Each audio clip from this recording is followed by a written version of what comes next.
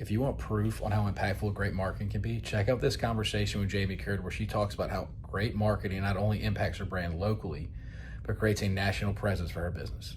I love talking about difficult deals, but one of my favorite things to talk about is marketing. And I think that you do a great job of marketing yourself in a lot of different ways. Most real estate agents, or a lot of them, kind of pigeonhole themselves into one aspect of marketing. And so you've obviously branded yourself. Like, you see teal, you think of Jamie Mixon, right? I mean, you just have. And I think that I think it's a great thing. You've really done a great job with that. But following the MRA model and then having a social media plan and maybe the relationship side, again, I think you touch on all of them. But let's just talk about marketing in general. What's your favorite way to generate business for whatever business you have? I mean, I'm still old school. I'm still Facebook, which I'm hacked out right now, if anybody's wondering where I'm at. Got hacked on Christmas Eve, third time in a year and a half. But I'm normally very successful in beating them and getting them back. I have not had to, knock on wood, delete and restart. So I pray I don't have to do that, because it is a thing that I love to do. Yeah. But yeah, I mean, I feel like people just want to see the real you. They want to see what you're doing, what you love, and they also don't mind seeing your work. You're talking about social media, right? Yeah, I mean, I think the one of the biggest things people miss on social media is that they want to appeal to everybody. When the reality is, if you talk about being genuine and do true self, the point of it, in my opinion, is to attract the right people to you. Yeah. If you are honest with yourself, you're genuine, and you put your true self forward, you're going to have people come to you that are going to be that align with you, their value wise, experience wise, or they're going to like what you're putting out there. And so social media is a huge part of business. And I think, globally people are acknowledging that, but I think locally people are still scared of it and they don't know what to do or say or how to do it, or they think it's expensive. But the reality of it is you figured out a way to make it very efficient. And so tell us about how you implement the systems of your social media marketing. So now I have leverage. Yeah. So I have a virtual assistant that is a rock star, and he's in the Philippines. He's been with me for almost 2 years now. And I ain't gonna lie, I was scared because, number one, I was doing all of my social media before that, just a control freak and just wanting to have it all. But I also realized that I needed leverage if I wanted to do all these other things. And so it took me a while to finally get over getting a VA. Everybody was like, oh, you got to have one. They're great. They're great. They're great. And I'm like, but how is this person going to know how to be me? Yeah. And he is killing it. Yeah. I mean, a lot of people think that I'm on social media all day long, and I'm really not. You can tell when it's me because then it gets a little more personal versus just the normal. But he has learned how to integrate my colors that I love, my Jeep that I love, my family that I love, my dogs. It's amazing. Yeah. How did you go about finding him? Keller Williams. Yeah. Okay. They have a company called Cyberbacker that a KW agent started. And they provide VAs. Yeah. So when you're utilizing a VA, you're providing them with content, right? So you did your photo shoots, you did all the stuff. You provide them with the content that you want and kind of the plan. And it takes a little bit of time, I'm sure, but after a while, he kind of learns what you want, and then they just kind of post it for you. Yeah, he'll send it to me. Do you approve this? Do you approve that? I'm like, you might have a hashtag wrong or the city wrong, but it's okay. Other You than make that, little edits and oversights, yeah. So that gives you more time to focus on the other stuff. All right. So when it comes to the marketing that you do from a relationship standpoint, a lot of times when I refer to relationships, I'm thinking about kind of the ninja selling mentality about how you continue to stay in touch with your sphere and all that type of stuff. But before we get into that, the relationships that you have with your referral partners, that's both giving and receiving referrals, right? So how do you manage that type of a relationship? So we basically get together at any kind of convention or class, out of state, out of city. We also have, group texts and group Facebook chats and all these things that we communicating daily, multiple times a day. Sometimes I got to turn it off because I'm like, are y'all selling real estate? What are y'all doing?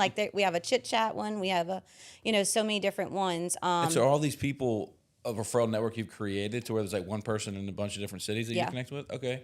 Very cool. So I basically have one person that I refer business to in almost every state.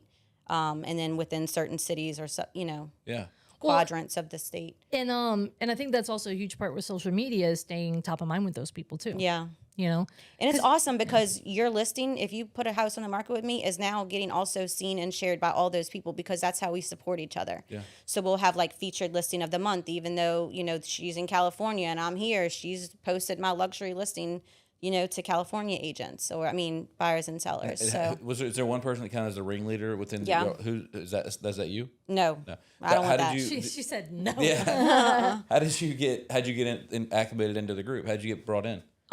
It just kind of happens organically and slowly, like just from going to things. So like, one person takes you under their wing and then, they start introducing you to all their friends and all their people. And then if they like you and they like the way you do business and they want to trust their business with you, then it just kind of grows from that. Because that's a huge part of referrals, especially in the real estate agent world. It's like not all agents are created equal, and they want to make sure if they refer someone. Yeah, because that was my next thing. How do you know that the people in the group are the type of people that you want to be doing business with? Right. And so that's where you have to invest a little bit more time in those people and do things outside of just calling them and saying, hey, I have a referral for you.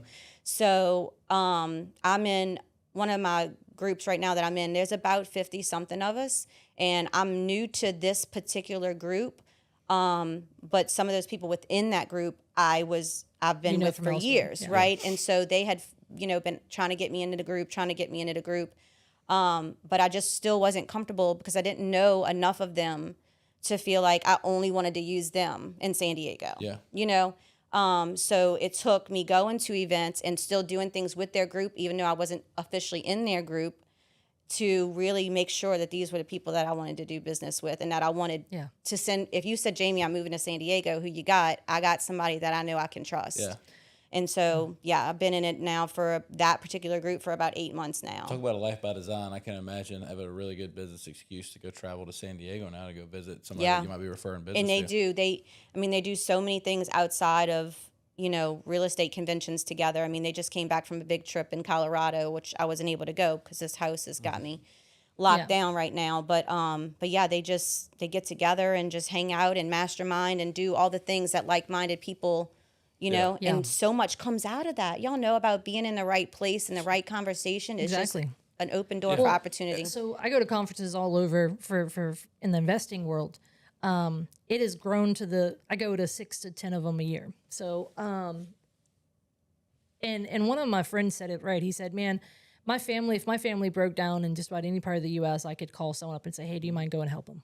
Yeah. Or if it was me, broke That's down, exactly what happened with these hurricanes and like evacuating. Like they're all like, hey, I got a house. Hey, if you need this, I got that. Like they're more than just a bunch of realtors. Like they are literally they're your allies, family. They're friends. And I think that's a step where, the majority, all of my business is referral or repeat business. So, so much of business comes from people being like, hey, I like how you do business. They want to send people my way, right? Yep. Huge. But the thing is got to get beyond being transactional. Right. And you've got to get to know these people. Going and doing things with them is, huge, where people feel comfortable enough saying, I feel comfortable tying my name to you. Yeah. Well, I literally, an agent had brought me a pocket listing that was a difficult situation, a property that just failed to sell on the market. They're now like, hey, we're 2 months behind. What are we going to do? And I went 2 days ago, so the day before Christmas Eve, and we're sitting down and in their living room talking with them. And he's like, he at the very end, he said, if my family member was in trouble, I would tell them go talk to Courtney. Mm-hmm. And I just looked at him, I said, bro, hit me in the feels there, because that's a big compliment. Mm-hmm. And it's not so easy tying your name to other people. And so to have a strong referral basement business, honestly, speaks highly especially when people want to, send, buying and selling house is a big deal. And so people wanting to send business to, that's huge. Yeah. So I want to just get a perspective, like your referral based part of your business, like how lucrative is that for you? How many deals are you doing a year within your referral network? At least 75% of my business comes from referrals, whether it's from my referral agents or past clients, friends, and family. Okay, so the perfect transition, because I get so passionate about real estate agents who tell me that they have a database of thousands and thousands of people. Makes no sense to me, right? In my mind, if you're going to have a database, it should be of your past clients, people that you know that you can actually speak to and have a conversation with. So if you don't agree with that, I'd love to hear why, but just from a relationship standpoint, I know we talked about your referral basis, but how are you staying in touch with your past clients? I call and text my past clients like I do my friends. Yeah. Yeah. Matter of fact, yesterday and the day before yesterday and today, I mean, my phone is full of me calling and wishing Merry Christmas to all my clients and past clients. Yeah. I think that is huge.